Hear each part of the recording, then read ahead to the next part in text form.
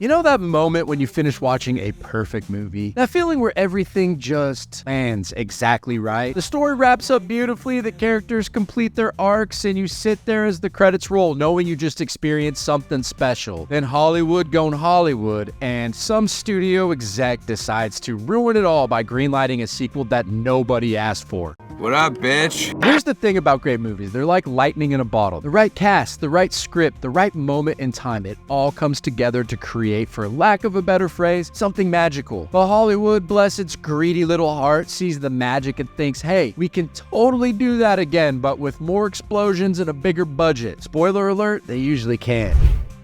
You suck, you jackass.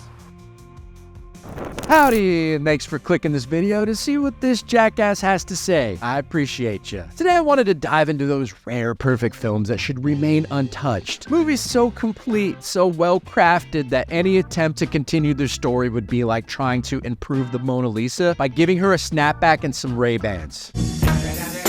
Actually, that might look pretty cool. Anyway, by the end of this video, maybe Hollywood will finally understand why sometimes the best sequel is no sequel at all. So let's kick things off at number 10 with Christopher Nolan's 2010 Dream Within a Dream, Inception. And this masterpiece, hey, I think it is. I know it's questionable take, but I stand by it. The film follows a team of dream thieves on an impossible mission to plant an idea in someone's mind. With its intricate narrative structure mirroring the layered dreamscapes it explores, Inception delivers a complete story that leaves just enough ambiguity to keep audiences pondering long after the credits roll. The film's themes of reality, guilt, and redemption are fully explored through Cobb's character arc, reaching a satisfying if deliberately open-ended conclusion. The ambiguous nature of that final scene is integral into the film's themes, and there is zero chance a lightning in a bottle moment could be replicated in any further continuance of this story. Nolan's innovative approach to storytelling, combined with those groundbreaking visual effects and a stellar ensemble cast, has cemented Inception's place as a modern classic. Any attempt at a sequel would risk unraveling the delicate balance of mystery and resolution that makes the original so damn compelling. At number 9 is a more lighthearted affair, 2008's goofy comedy Step Brothers. I know this was in discussion for a few years, but that time has long since passed. The film's unique charm comes from the genuine chemistry between Will Ferrell and John C. Reilly, with about 30% of the finished product being pure improvisation between the two leads. The story of two man-child stepbrothers finding their way to maturity hits all the right notes, exploring themes of arrested development and family dynamics with the perfect balance of absurdity and heart. The character arcs are completely fulfilled, with both Dale and Brennan helping each other overcome their respective childhood traumas and finally growing up. The film's cultural impact and quotability have earned it cult status, and a sequel would risk doing to this film what Anchorman 2 did to its predecessor. As a general rule, comedies are the most difficult movies to develop successful sequels to, because you either have to copy the formula that made it so great, a la The Hangover 2, or deviate so far from the material to make it fresh, unique, and just as impactful with its funny moments, a la The Hangover 3, minus the funny moments. Sometimes, as the Catalina wine mixer taught us, you just need to stick the landing once and walk away. We'd never have to worry about this one getting a sequel because the Coen brothers have never made a sequel in their career. They also said they would never make a sequel to this particular movie, but it still belongs on this list. At number 8 is the phenomenal dark comedy The Big Lebowski. They tried with a spin-off called The Jesus Rolls, which I thought was beautiful diarrhea. It's not funny or anywhere near the original. Hell, I think it's just a bad movie. Anyway, The Big Lebowski stands as a perfect example of accidental cinematic magic that can't be replicated. The film's intricate web of mistaken identity, bowling alley philosophy, and White Russian field misadventures created a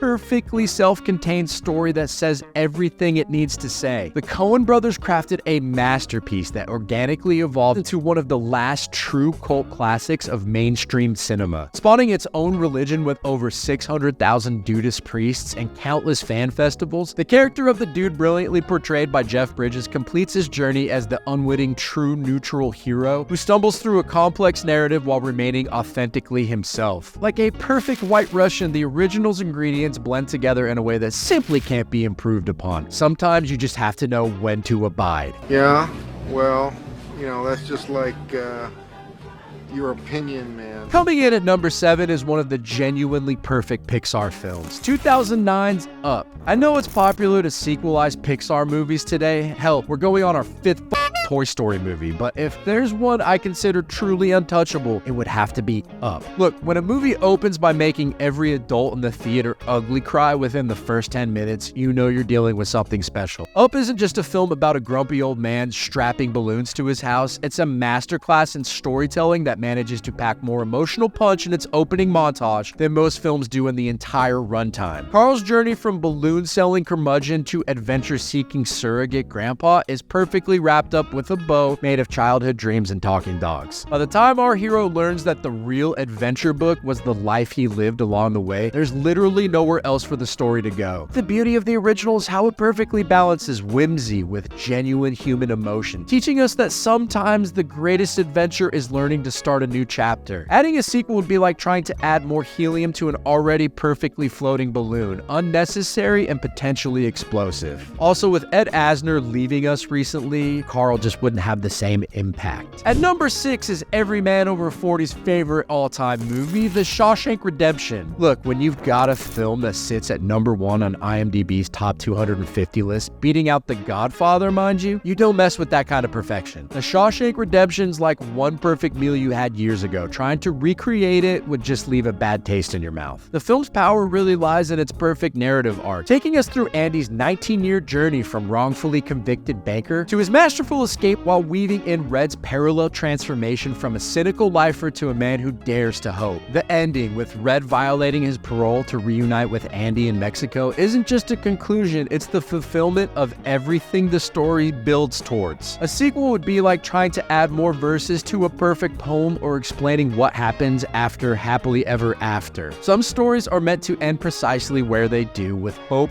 freedom, and the satisfaction of knowing that sometimes the good guys actually win. At number 5, we have David Fincher's 1999 masterpiece, Fight Club. Chuck Palahniuk did make a graphic novel for Fight Club 2 and 3, but the material does not need to be translated into film form. Fight Club stands as a perfect snapshot of pre-millennium anxiety and consumer cultural criticism, all wrapped in a masterclass of narrative deception. The film's power lies in its perfect execution of the unreliable narrator twist, something that can only truly work once. By the time those buildings collapse and the pixies start playing, we've witnessed a complete deconstruction and reconstruction of both the protagonist's psyche and the viewer's understanding of everything that came before. The film's ending is deliberately ambiguous, leaving us to question everything from consumer culture to our own sense of identity. That uncertainty, that discomfort is exactly the point. A sequel would only serve to undermine the original's impact by providing answers to questions that were never meant to be answered. Besides, the film's cultural impact has been so massive, from spawning actual fight clubs, kind of missing the point there, guys, to becoming the go-to reference for every wannabe edgy bro, that any sequel would pale in comparison. It's like they say, the first rule of Fight Club sequels is you don't make Fight Club sequels. And the second rule is, you get the idea. At number 4 comes one of the truly magical films of the 80s, The Princess Bride. The Princess Bride stands as one of those rare perfect films, a delicate balance of romance, adventure, comedy, and sincere storytelling that simply can't be replicated. Even the film's original cast, including Cary Elwes himself, has actively opposed any attempt at a sequel or reboot, with Elwes famously stating, "There's a shortage of perfect movies in this world. It would be a pity to damage this one." The film's power lies in its timeless quality. It works across generations as both a straightforward fairy tale and a clever deconstruction of the genre. The story's perfectly self-contained, with every character arc completed and every narrative thread tied up as neatly as one of Miracle Max's cures. The film even has its own built-in framing device that makes any continuation feel completely unnecessary. While director Rob Reiner once had the perfect touch for these kinds of heartfelt stories, his recent descent into political activism and controversial statements shows exactly why we shouldn't revisit this classic. He's gone from crafting beloved films to making divisive political documentaries in and losing support from his own base. The Rob Reiner who made The Princess Bride simply doesn't exist anymore. And William Goldman, the original author, tried for years to write a sequel called Buttercup's Baby, but never managed to crack the story, perhaps because some tales are simply meant to end with as you wish.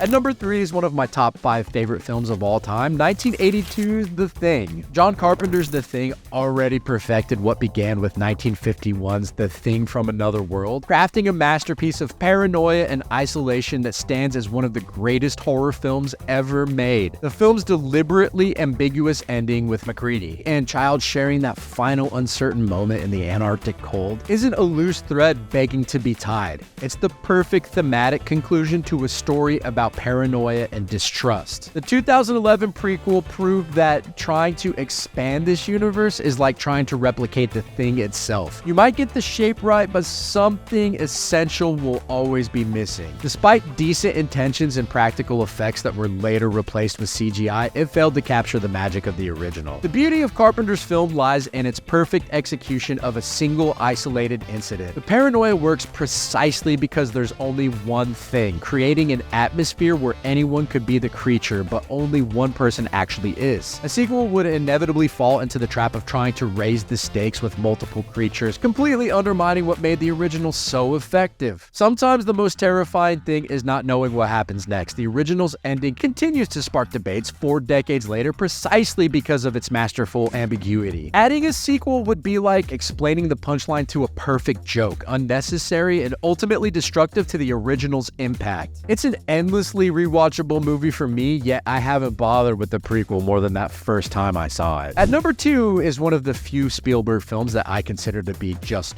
perfect. 1982's E.T. the Extraterrestrial. E.T. stands as a perfect capsule of childhood magic that even Spielberg himself knew better than to revisit. When he initially explored a sequel titled E.T. 2 Nocturnal Fears, which would have featured evil albino aliens terrorizing Elliot and his friends, he wisely realized this darker approach would have wholly undermined the original's heart and innocence. The beauty of E.T. lies in its perfect encapsulation of childhood imagination and friendship. The film's ending with E.T. returning home isn't just a conclusion, it's a metaphor for the inevitable end of childhood innocence. The magic literally leaves Earth, never to return, which is exactly the point. Spielberg himself put it perfectly when he said a sequel to E.T. would do nothing but rob the original of its virginity. He understood that some stories are meant to remain untouched, their magic preserved in a single perfect telling. Even the film's stars, including Drew Barrymore and Henry Thomas, have supported keeping E.T. as a standalone story. The film works precisely because it captures a singular moment in time, the fleeting period of childhood where anything seems possible. Trying to recapture that magic would be like trying to relive your first bike ride or first kiss. Some experiences are meant to be singular and precious. And finally, at number 1 is another John Carpenter masterpiece, the wonderful action-adventure Big Trouble in Little China. The film's unique blend of action comedy, mysticism, and Kurt Russell's iconic Jack Burton, a supposed hero who's actually the bumbling sidekick of this tale, created something entirely original that has only grown more beloved with time. The film's genius lies in its perfect balance of elements, the self-aware humor, the genuine martial arts action, the practical effects that still hold up today, and a story that seamlessly blends Chinese mythology with American swagger. Jack Burton's fish-out-of-water journey through supernatural Chinatown works precisely because it's a singular adventure. He's an everyday truck driver who stumbles into one extraordinary situation and barely makes it out alive. What makes Big Trouble truly special is how it subverts expectations. While Jack Burton talks like the hero, he's actually the comic relief to Wang Chi's true protagonist. The film plays with these genre conventions while delivering genuine thrills and memorable characters, from the menacing Lo Pan to the mystical Egg Shen. The film's cult status has only grown over the decades, influencing everything from Marvel's The Mandarin to Mortal Kombat's Raiden. Its quotable dialogue, stunning practical effects, and a perfect blend of action and comedy have made it more than just a movie.